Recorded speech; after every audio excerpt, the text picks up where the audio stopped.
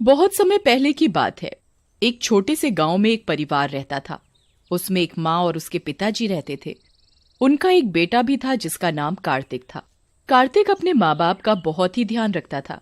वह उनकी हर बात मानता था। वह अपने माँ बाप का हर काम करता था। वह कभी भी अपने माँ बाप की कोई भी बात नहीं टालता था। एक दिन की बात है। कार्तिक के घर एक औरत आती है। उसका नाम बिमला होता है और वह कार्तिक की माँ से कहती है, कार्तिक की माँ, कैसी हो? मैं ठीक हूँ। और तुम बताओ, कैसे आना हुआ? आज हमारे घर का रास्ता कैसे भूल गई? सुना है तुम कार्तिक के लिए लड़की देख रहे हो। हाँ बहन, लड़की तो देख ही रहे हैं, पर कोई लड़की पसंद ही नहीं आ रही। बिमला को पता था कि कार्तिक की माँ लालची किस्म की औरत है। वो किसी ऐसी वैसी लड़की से शादी नहीं करेगी। तभी बिमला कार्तिक की माँ से कहती है, एक लड़की है तो उसका नाम चंदा है। सुंदर भी खूब है, पढ़ी लिखी भी काफी है और माल भी बहुत देंगे। तभी कार्तिक की माँ बिमला से कहती है, तुम ये सब छोड़ो, ये बताओ शादी में लड़की के माँ बाप क्या क्या देंगे। तुम चिंता मत करो, तुम्हें कहने की जरूरत भी नहीं पड़ेगी, वो अपने आप सब कुछ देंगे। ये बताओ पैसा कितना देंगे?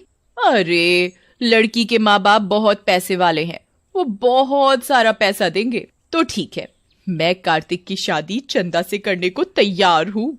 और अगले हफ्ते कार्तिक की माँ कार्तिक की शादी चंदा से कर देती है और चंदा नई नवेली दुल्हन बनकर अपने ससुराल में आती है। ससुराल में सभी लोग चंदा का खूब अच्छे से स्वागत करते हैं। और अगले दिन लेकिन कार्तिक की माँ का तो ध्यान चंदा के साथ लाए सामान पर था। तभी कार्तिक की माँ चंदा से कहती है, तेरे बाप ने शादी तो ठीक ठाक कर दी, लेकिन शादी में पैसा तो दिया ही नहीं। शादी से पहले आपने तो ऐसा कुछ बोला नहीं था। हमने तेरे माँ बाप से कुछ नहीं मांगा तो इसका मतलब ये नहीं कि वो अपनी बेटी की शादी में कुछ दे ही ना। चंदा अपनी सास की बात सुनकर बहुत रोती है। तभी कार्तिक चंदा से कहता है, अब रोती ही रहोगी या कुछ खाने के लिए भी बनाओगी? कब से हम लोग भूखे बैठे हैं। जी जी अभी लाई। और चंदा रसोई घर में खाना बनाने चली जाती है। तभी उसकी सास चंदा को आवाज लगाती है, अब खाना ही बनाती रहेगी या चाय भी पिलाएगी? चंदा रसोई में से आवाज लगाती है, जी माँ जी, अभी लाई। और चंदा चाय बनाकर ले आती है। जैसे ही चंदा की सास चाय पीती है, छी, इतनी गंदी चाय! तेरी माँ ने तुझे चाय बनाना भी नहीं सिखाया। और वो चाय का कप फेंक देती है। ये देख चंदा रोती हुई वहां से चली जाती है और वो अपने कमरे में जाकर बहुत रोती है। चंदा की सास और उसके पति का बर्ताव चंदा के लिए दिन पर दिन खराब होता जा रहा था, जिसकी वजह से चंदा बहुत दुखी रहने लगी। एक दिन की बात है। चंदा की सास चंदा से कहती है, चंदा, सुन चंदा, घर का एसी खराब हो गया है, अपने घर जाकर अपने बाप से एसी मांग कर ला। चंदा अपनी सास से कहती है, माँ जी, मैं कैसे अपने घर वालों से एसी मांग कर लाऊं? तभी कार्तिक भी चंदा से कहता है, माँ ने कह दिया ना, एसी मांग कर लाना है तो लाना है। लेकिन मेरे घर वालों ने तो शादी में पहले ही सब कुछ दे दिया था। दिया था तो अब दूसरा एसी चाहिए। कार्तिक और अपनी सास की बात सुनकर चंदा बहुत रोती है और वो अपने घर वालों से जाकर एसी मांग कर लाती है। और चंदा की सास एसी देखकर फूली नहीं समाती और कहती है, मैंने कहा था ना, दे देंगे एसी। चंदा अपनी सास की बात सुनकर कुछ नहीं बोलती और रसोई में काम करने चली जाती है। चंदा रसोई में काम करते करते रोती रहती है। तभी कार्तिक कहता है, माँ, मैं किसी काम से बाहर जा रहा हूँ, आने में थोड़ा लेट हो जाएगा। ये कहकर कार्तिक अपने काम से बाहर चला जाता है और रात को लौटकर वो गुस्से में चंदा को आवाज लगाता है, चंदा, ओ चंदा, कहाँ मर गई? जी जी अभी आई। और वो कार्तिक के लिए चाय बनाकर लाती है। तभी कार्तिक की माँ कहती है, बेटा, आज तो तूने आने में बहुत देर कर दी। तो कार्तिक बताता है, रास्ते में मेरी बाइक खराब हो गई थी, इसीलिए लेट हो गया। बड़ी मुश्किल से घर पहुंचा हूँ, अब तो बिना बाइक के ही काम पर जाना पड़ेगा। तभी माँ कहती है, बिना बाइक के क्यों जाना पड़ेगा? ये चंदा है ना, ये लाएगी अपने घर वालों से मांगकर। तभी चंदा रसोई में खड़ी उन लोगों की बातें सुन रही होती है और तभी वो रसोई से बाहर आकर कहती है, माँ जी, मैं अब अपने घर वालों से कुछ भी मांग कर नहीं लाऊंगी। आप लोगों ने मुझसे पहले ही इतना कुछ मंगवा लिया है, अब मैं उन लोगों से कुछ भी नहीं मांग कर लाऊंगी। चंदा की बात सुनकर चंदा की सास और उसका पति उसे बहुत मारते हैं। इस तरह उन लोगों का लालच दिन पर दिन बढ़ता ही जा रहा था, पर चंदा चाह कर भी कुछ नहीं कर पाती। एक दिन चंदा की सास चंदा से कहती है, ए चंदा, सुन, कल लोहड़ी है और तुझे आज पूरे घर की अच्छे से सफाई करनी है। जी माँ जी, मैं अच्छे से पूरे घर की सफाई कर लूंगी। तभी चंदा की सास चंदा से कहती है, सफाई करने के बाद अपने घर चली जाना। और सुन, ये तेरी पहली लोहड़ी है, उनको बोलना कि कल पैसे और गिफ्ट लेकर आए, ये नहीं कि हाथ हिलाते हुए आ जाए। जब देखो खाली हाथ चले आए। माँ जी, जितना उनके बस का है वो अपनी तरफ से आपको पैसे और गिफ्ट देने की ज्यादा से ज्यादा कोशिश करते हैं। मुझसे जबान लड़ाती है, पर माँ जी वो कहाँ से ला कर देंगे? उनकी हालत तो पहले से ही खराब चल रही है, उनके पास अब देने को कुछ नहीं बचा। मुझे कुछ नहीं पता, मैंने कह दिया तो कह दिया। चंदा की सास चंदा की एक नहीं सुनती और वो घर की सफाई में लग जाती है। और अगले दिन सास चंदा से कहती है, आज लोहड़ी है, तूने अपने घर वालों से बोल दिया ना कि आज गिफ्ट और पैसे लेकर आने हैं।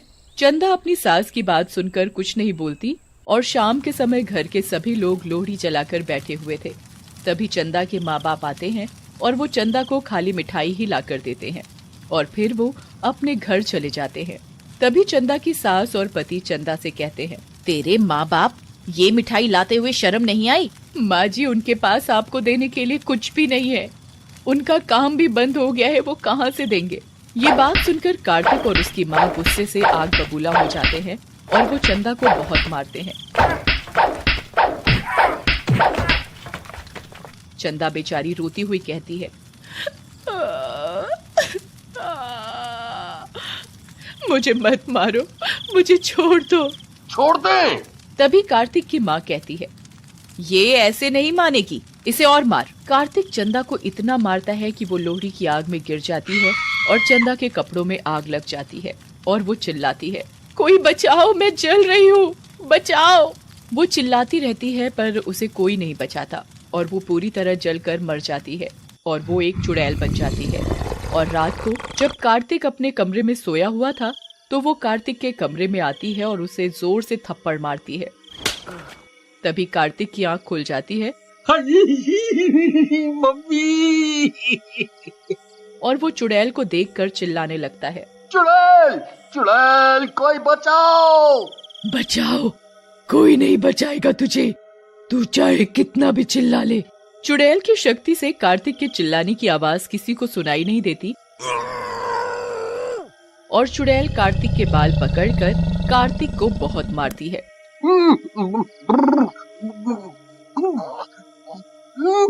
मुझे छोड़ दो, मुझे छोड़ दो। नहीं, कभी नहीं, तू भी मुझे ऐसे ही मारता था ना, मैं भी चिल्लाती रहती थी मुझे मत मारो, पर तुम लोगों को मेरे ऊपर दया नहीं आती थी। अब तुम्हें पता चलेगा दर्द क्या होता है।